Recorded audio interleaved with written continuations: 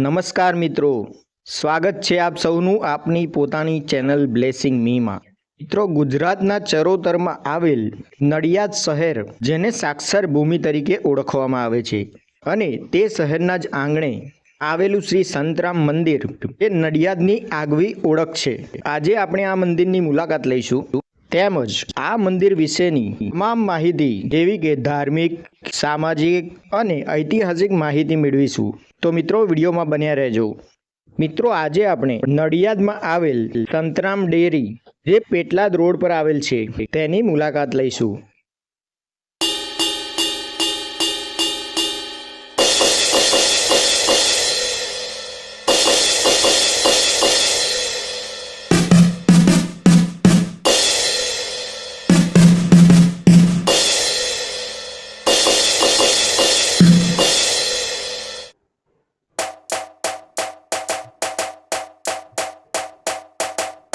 મિત્રો, આ ધાર્મિક સ્થળ શહેરની ભાગદોડથી દૂર સુંદર જગ્યાએ આવેલ છે। મંદિરનો મુખ્ય પ્રવેશ દ્વાર છે। દર્શનની વાત કરીએ, મંદિર સવારે 5:30 12 વાગ્યા સુધી, સાંજે 4 વાગ્યાથી 8 વાગ્યા સુધી ખુલ્લું હોય છે।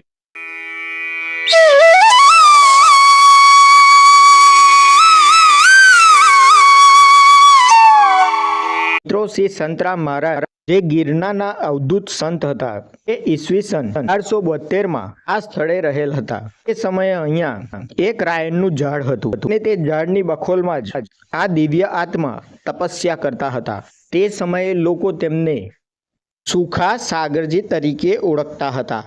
સંતરામ મહારાજના ચમત્કારની વાત કરીએ તો, એક વખત એક ખેડૂત, જેને તેની ભેંસ દૂધ નહોતી આપતી, શ્રી સંતરામ મહારાજનો પરમ ભક્ત હતો। તેને મહારાજને આજીજી કરી કે, શ્રી સંતરામ મહારાજ, આપ મારા ઘરે પધારો અને અમને આશીર્વાદ આપો। શ્રી સંતરામ મહારાજ તો અંતર્જ્ઞાની હતા। તેઓ ખેડૂતનો આશય સમજી ગયા અને ખેડૂતને પૂછ્યું કે, બોલ બેટા, તેની પાછળ તારો શું આશય છે? ખેડૂત કહે છે કે, મહારાજ, મારી ભેંસ દૂધ નથી આપતી। ત્યારે શ્રી સંતરામ મહારાજે કહ્યું કે, બેટા, જે તાંબાનું પાત્ર તને આપી રહ્યો છું, તેને ભેંસના આંચળની નીચે મૂકજે, જેથી ભેંસ તને દૂધ આપશે। એ ખેડૂતને સંતરામ મહારાજ પર પૂરી શ્રદ્ધા હતી। તેને ઘરે જઈને તેમ કર્યું ને તેની ભેંસ દૂધ આપવા લાગી। ખેડૂતને તે ચમત્કાર થતા તેની શ્રી સંતરામ મહારાજ પ્રત્યે આસ્થા વધી ગઈ, અને તેની જાણ તેને ગામના લોકોને પણ કરી। ધીમે ધીમે આ ગામના લોકો તેમજ આજુબાજુ ગામના લોકોની શ્રી સંતરામ મહારાજ પ્રત્યે આસ્થા વધવા લાગી।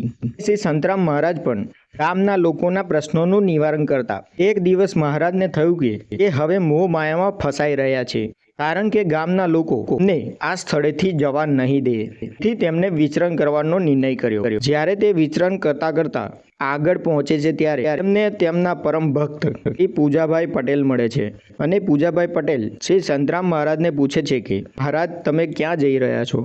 મહારાજ કહે છે કે, હું એક સંત છું, તેથી મારે માનવ સેવાના અર્થે એક જગ્યાએ ન રોકાઈને અલગ અલગ જગ્યાએ વિચરણ કરવું જોઈએ। તેથી જ હું અહીંયાથી વિચરણ કરીને બીજે જઈ રહ્યો છું। ત્યારે શ્રી પૂજાભાઈ પટેલે મહારાજને પ્રાર્થના કરી કે, મહારાજ, આપ મારા ખેતરમાં આશ્રમ સ્થાપીને આપનું શુભ કાર્ય આગળ વધારો। આમ શ્રી સંતરામ મહારાજ ભક્તની આવી વિનંતી સાંભળીને, તેની શ્રદ્ધા જોઈને અહીં જ રોકાઈ ગયા, અનેક માનવ કલ્યાણના કાર્યો કર્યા। આમ શ્રી સંતરામ મહારાજે ઈસવીસન 1887માં પૂર્ણિમાના દિવસે જીવંત સમાધિ લીધી। એ જ પવિત્ર સ્થળ છે।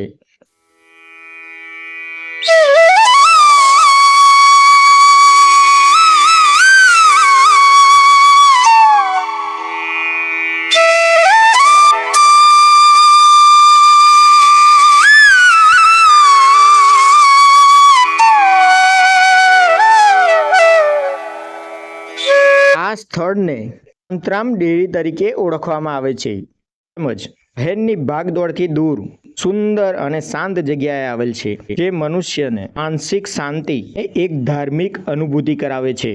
આ મંદિરના પ્રાંગણમાં મંદિરની બંને બાજુએ સુંદર ગાર્ડન આવેલા છે, તેમાં અનેક જાતના ફૂલ અને વૃક્ષો જોવા મળે છે।